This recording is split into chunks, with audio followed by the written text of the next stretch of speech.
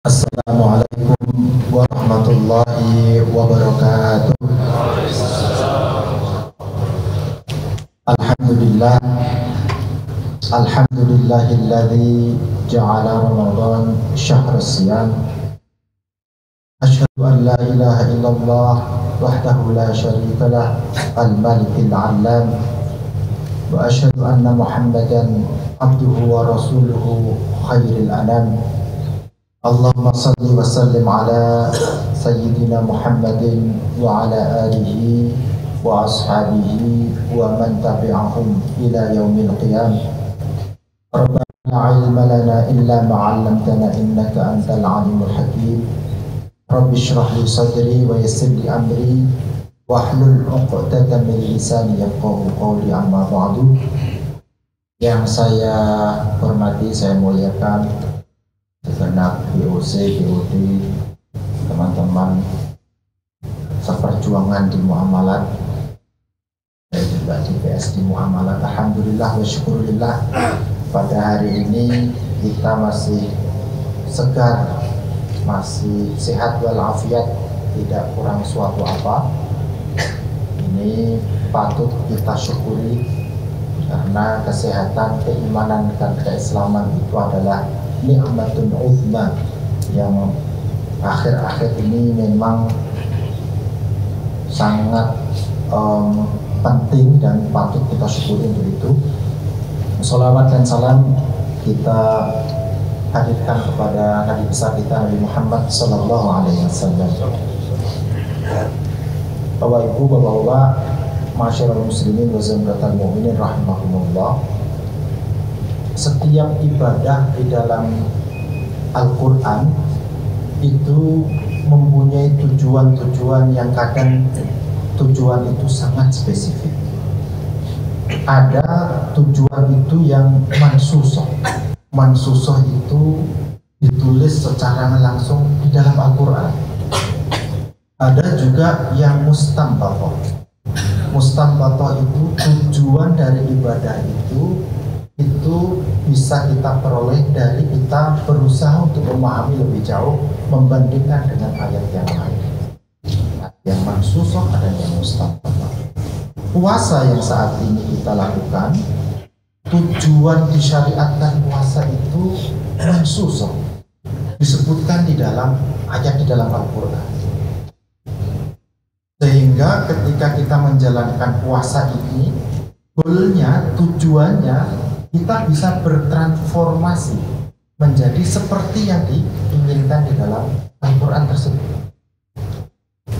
Disebutkan, A'udzubillahi minasyaitonirrajim, ya ayyuhalladzina amanu kutiba alaikumussyam kama kutiba alal ladzina min qablikum la'allakum tattaqun.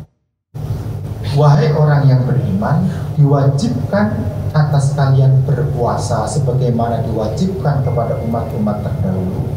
Supaya apa? La'allakum tattaqun, supaya kalian menjadi takwa. Takwa di sini adalah tujuan utama. Ya, mungkin banyak tujuan yang lain, karena yang namanya puasa itu banyak aspek. Ada yang berpuasa itu tujuannya itu adalah untuk kesehatan. Kalau puasa untuk kesehatan biasanya direkomendasikan bukan hanya untuk orang Islam. Saya punya teman orang beragama Buddha, ketika Ramadan kayak gini senang sekali dia ikut puasa dia. Ketika kita Senin dan Kamis dia ikut puasa juga Senin dan Kamis. Karena apa? Untuk kesehatan. Karena memang kesehatan itu adalah bagian hikmah dari melakukan puasa. Rasulullah bersabda, sumu tasihhu, puasalah kalian maka kalian akan menjadi sehat. Akan tetapi kesehatan untuk puasa ini bukan tujuan utama, meskipun itu adalah bagian dari dampak puasa. Tujuan puasa yang mansusoh adalah la'allakum tattaqun, supaya kalian itu menjadi orang yang bertakwa. Menjadi pertanyaan, bertakwa itu seperti apa? Apa tanda-tandanya orang itu sudah bertakwa? Dan apa ciri-cirinya orang itu sudah benar dalam menjalankan puasanya sehingga disebut sebagai orang muttaqin, orang yang bertakwa. Di dalam ayat tersebut lanjutannya ternyata tidak ada penjelasan. Kita coba cari di dalam penjelasan di ayat-ayat yang lain. Nah, beginilah caranya belajar di dalam agama Islam. Kita itu tidak bisa hanya mengambil satu ayat saja kemudian langsung kita pegang bahwa ini adalah pengertiannya seperti ini.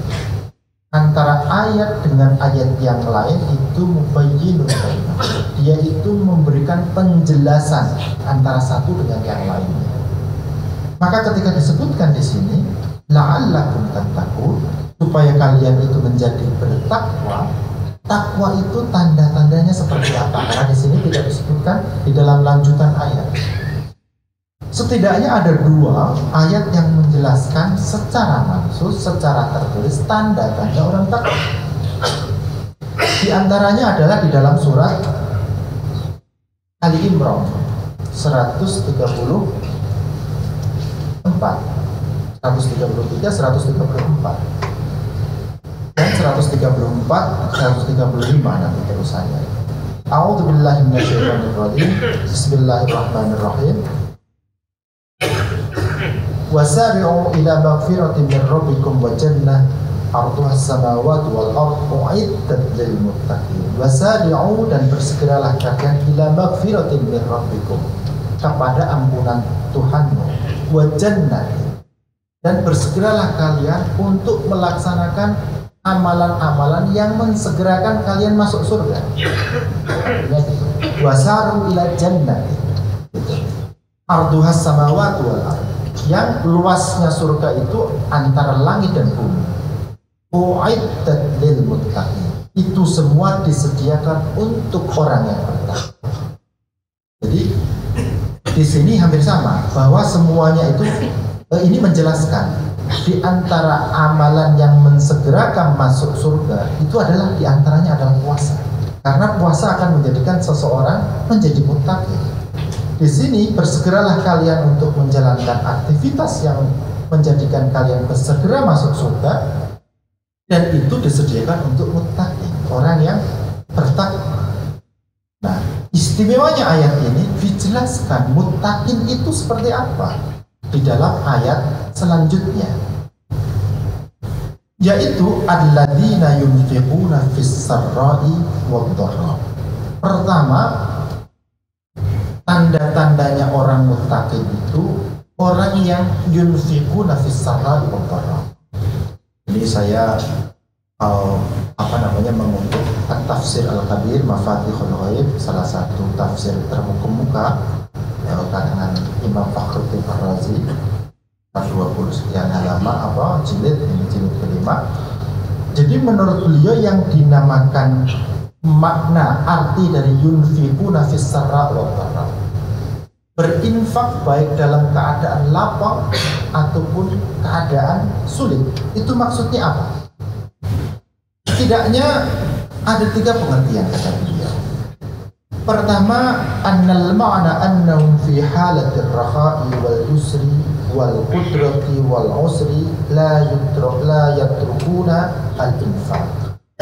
Artinya yang dimaksud yunfiquna fis sarra'i wad dharra, berinfak dalam keadaan lapang dan keadaan sulit, itu maksudnya annahum fi halatir rakha', mereka dalam keadaan rakha', berkecukupan itu, ataupun dalam keadaan berkekurangan, la yatrukuna al-infaq, tidak meninggalkan berinfak.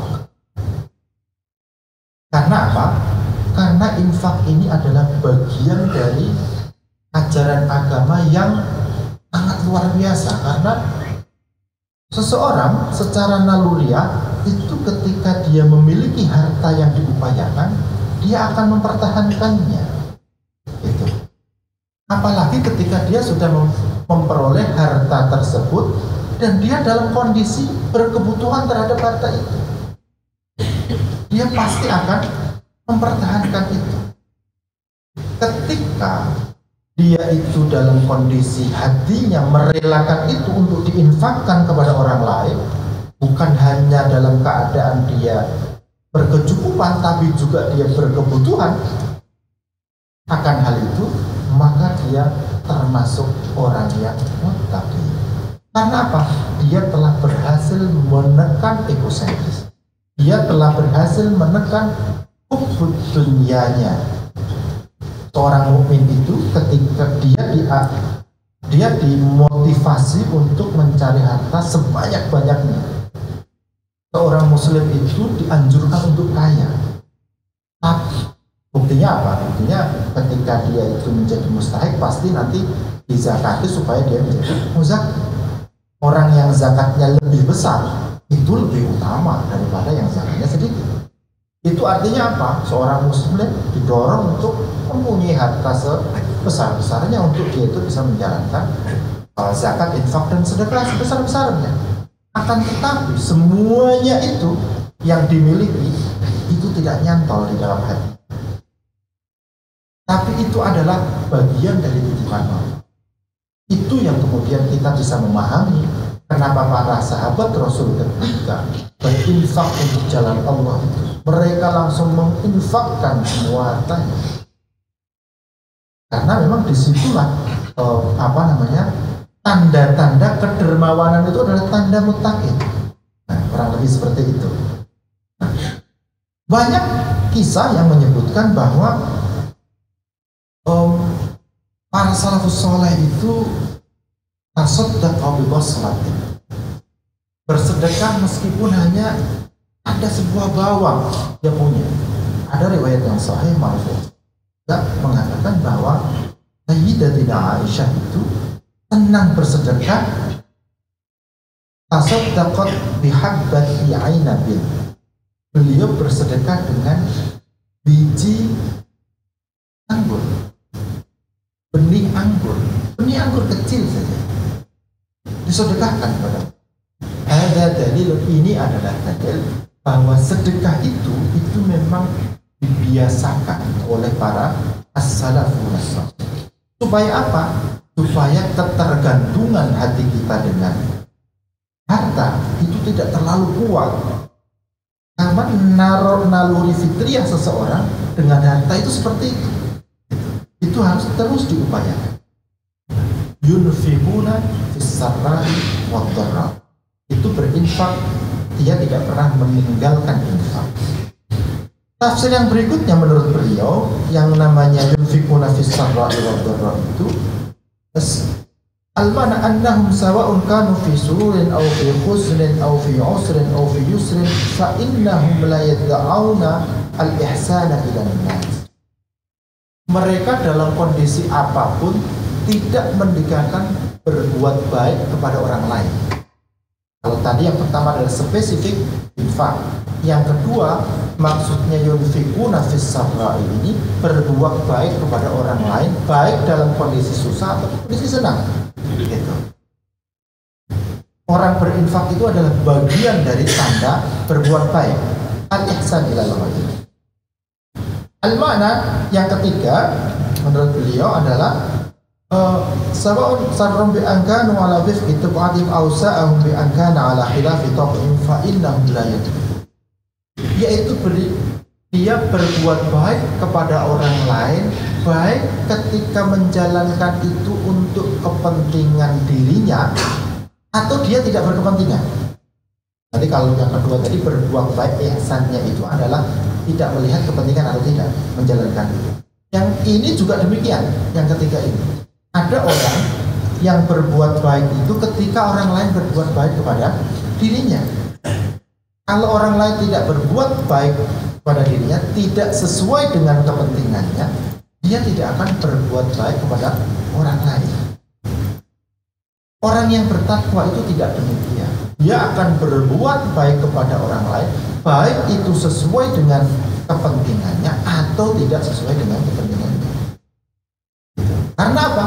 Karena ketika dia berbuat baik itu bukan karena orang lain biar menyukai dia, tapi karena Allah memerintahkan kita berbuat.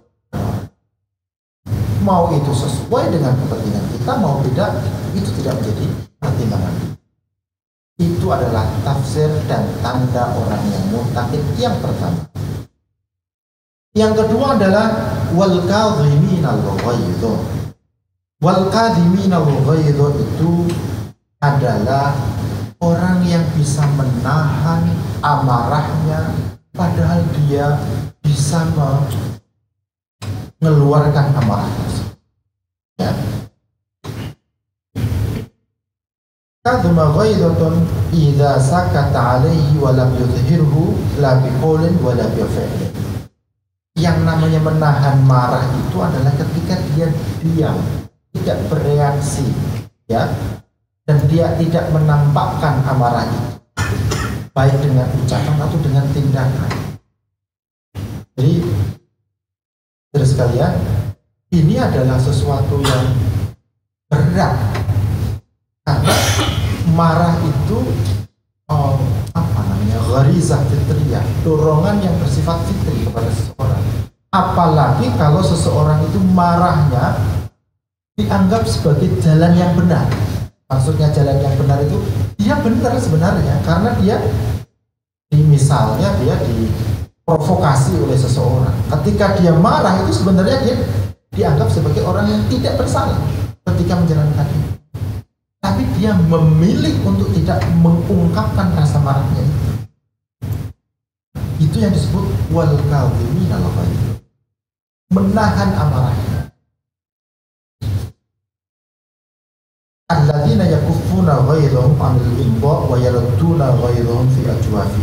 Mereka ini menahan amarahnya kemudian diendapkan di dalam diri. Makanya kemudian kita melihat ada syariat bagaimana seseorang ini menghilangkan marah. Karena ketika dia marah itu hilang akal pikirannya, hilang kebersihan hatinya. Makanya ketika dia menetapkan sebuah kebijakan dan keputusan dalam keadaan marah, maka bisa dipastikan dia akan membawa mudarat. Bukan hanya di lingkungan pekerjaan, tapi di rumah,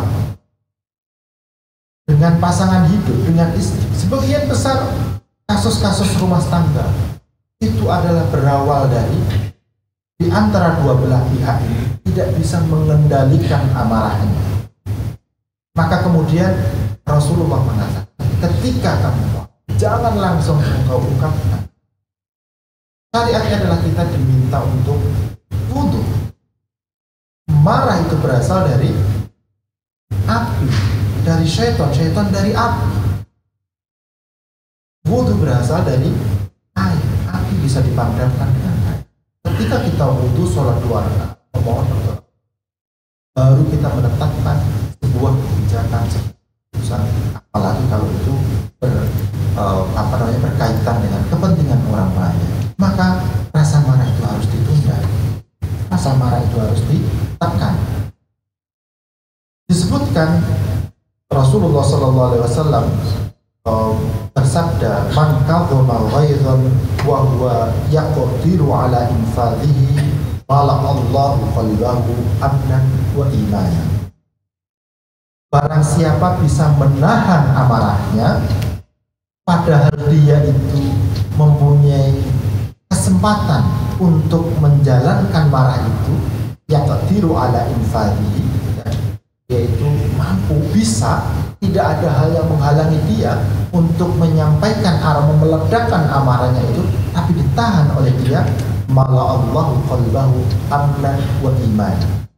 Allah akan memenuhi hatinya amnan, sifat damai, kedamaian dalam hatinya, wa imanan, dan keimanan. Sadaqallahul azim wa sadaqa Rasulul karim. Kemudian disebutkan juga oleh beliau, laisa syadidu bisur'ati lakinnahu alladhi yamliku nafsahu 'indal ghadab. Yang namanya orang kuat, orang hebat itu bukan orang yang jago berkelahi, bisur'ati, tidak. Akan ini adalah orang yang yamliku qalbahu, yang bisa memiliki hatinya indal ghadabi, ketika dia dalam keadaan marah. Ketika dia marah bisa masih mengendalikan hawa nafsunya. Itu yang disebut oleh orang kuat menurut Rasulullah Muhammad SAW. Nah, di antara tanda orang yang mutakin itu adalah orang yang bisa mengendalikan marah. Dan ini perlu untuk dijaga terus-menerus. Karena kondisi ini bisa jadi kita merasa ketika kita akan marah, kita merasa dalam posisi sehingga merasa bahwa ini adalah akan baik kalau saya tidak marah. Nah, dalam kondisi ini ketika kita memilih untuk tidak meledakkan marah itu, maka kita masuk dalam kategori wal kadzimin al ghaidz wal 'afina 'anil nas. Yang berikutnya adalah orang yang memaafkan orang lain.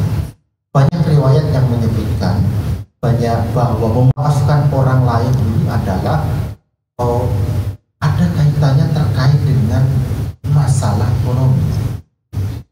Karena ini kaitannya asbabun nuzulnya itu lebih banyak kepada kondisi zaman jahiliyah ketika riba itu diturunkan dan kemudian membeli terus sampai dia itu orang tersebut tidak kuasa apa. Padahal disebutkan ketika dalam kondisi betul-betul tidak mampu, wa anta saddaqu khair. Ketika engkau relakan itu menjadi lebih baik. Maka dalam kondisi ini wal 'afina 'anil nas, ada yang mengatakan itu kaitannya dengan ini. Ada yang mengatakan juga adalah terkait dengan perilaku orang lain ketika berbuat buruk kepada kita. Wal 'afina 'anil nas, kita maafkan dia. La yakunul abdu, ini sebuah hadis juga, la yakunul abdu dha fadlin hatta yasila man qata'ahu wa ya'fu amman zalamahu wa yu'tiya man harramahu. Seseorang itu tidak dikatakan dha fadlin, mempunyai keutamaan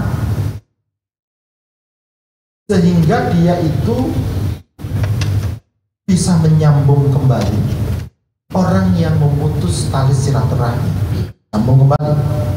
Wa ya'fu amman dzalamahu, dan memaafkan orang yang menzaliminya.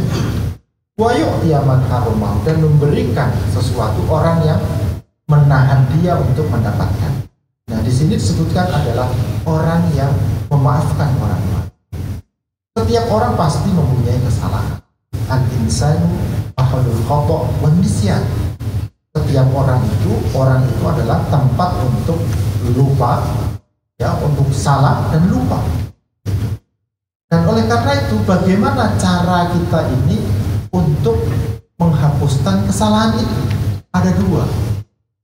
Ketika ini adalah hukukullah, kesalahan kita dengan Allah, dosa-dosa kita lakukan dengan kita memohon ampun kepada Allah Subhanahu wa Ta'ala.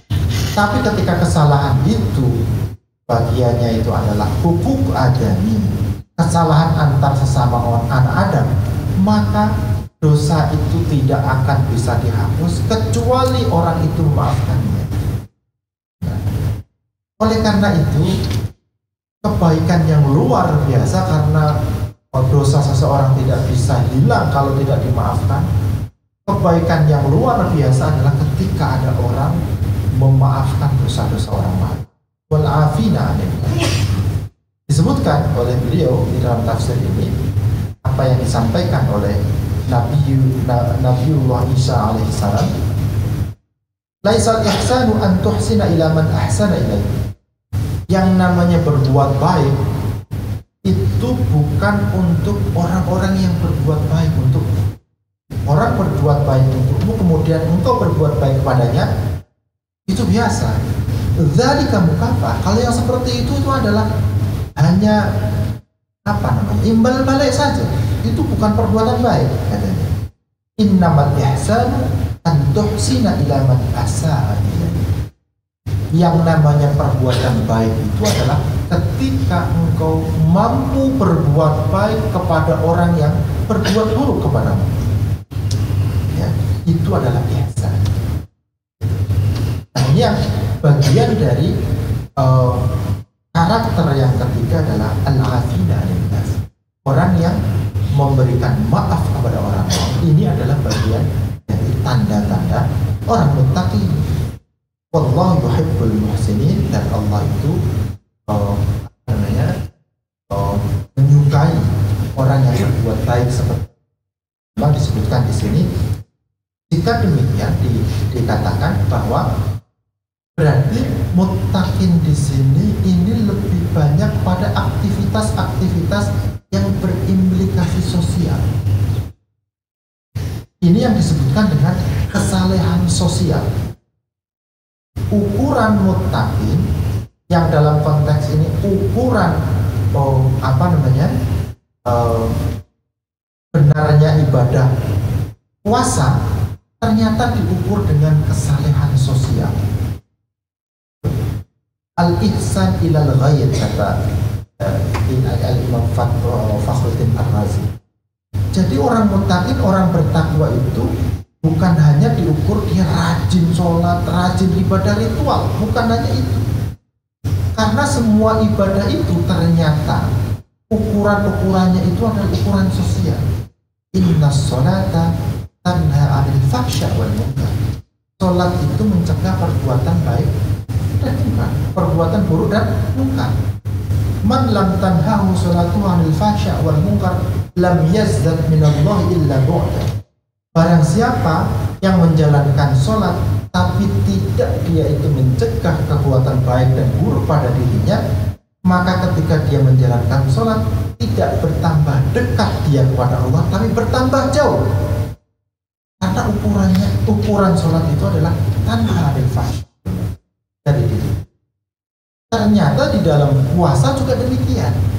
Puasa itu ukurannya adalah al-ihsan.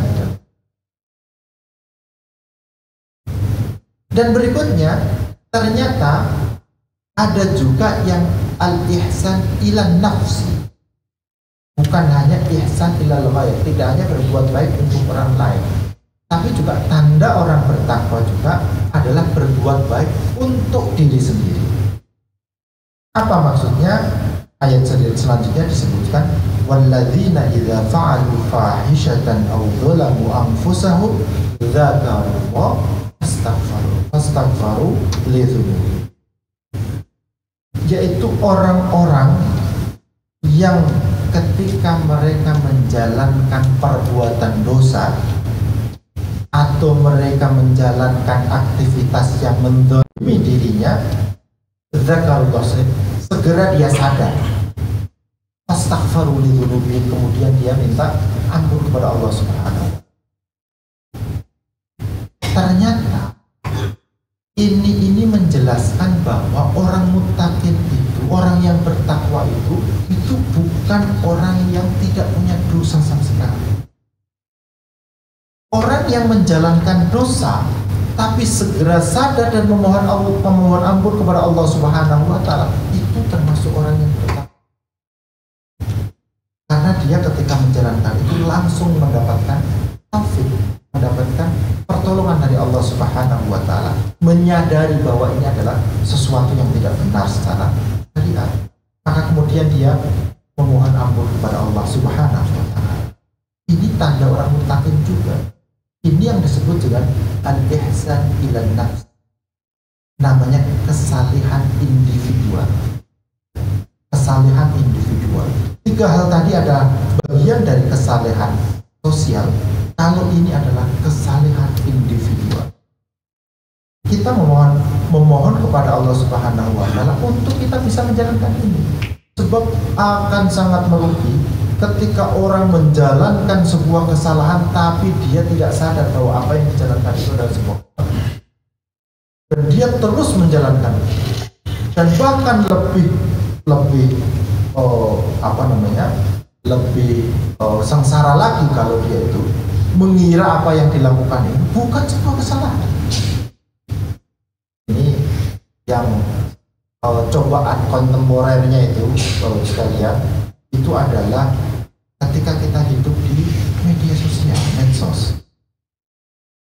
Ketika kita hidup di media sosial, itu seakan-akan hukum Allah itu tidak sampai ke medsos. Ketika kita di dunia nyata menahan diri untuk tidak ngomongin orang, karena kita tahu kalau itu riba itu dilarang oleh Tuhan, oleh Allah Subhanahu wa Ta'ala. Tapi begitu kita di media sosial, di dunia maya, kesadaran itu akan hilang dengan mudah. Akan hukum Allah tidak berada di situ. Ketika kita mengabarkan, memberitakan sesuatu kebohongan di dalam dunia nyata, itu adalah bagian dari yang dilarang oleh agama. Tapi ketika di dunia maya, Bapak Ibu sekalian, kenapa orang Muslim banyak yang tidak melakukan syariat tabayun, konfirmasi dulu? Padahal al-kitabatu al-khitab, yang namanya hukum yang kita tulis itu sama dengan hukum yang kita ucapkan. Ketika kita ucapkan sesuatu itu riba, fitnah, menyebarkan berita bohong, itu adalah sebuah dosa. Maka ketika kita lakukan dengan tulisan, di antaranya adalah dengan media sosial, itu juga sebuah dosa. Ketika kita mengucapkan kebaikan, memberikan motivasi seseorang di dunia nyata, itu mendapatkan pahala. Maka ketika kita lakukan di dunia maya dengan tulisan, itu juga mendapatkan pahala. Hukum Allah bukan hanya menjangkau di dunia nyata, tapi juga menjangkau di dunia maya. Nah, kita ini Bapak sekalian, kita kadang melihat ada orang, teman-teman yang di dunia nyata ini orang yang saleh, orang yang bahagia, tapi ketika di dunia maya, di medsos, dia menjadi orang yang berbeda sekali. Dia merasa bahwa itu adalah bagian dari menjalankan sebuah kebaikan.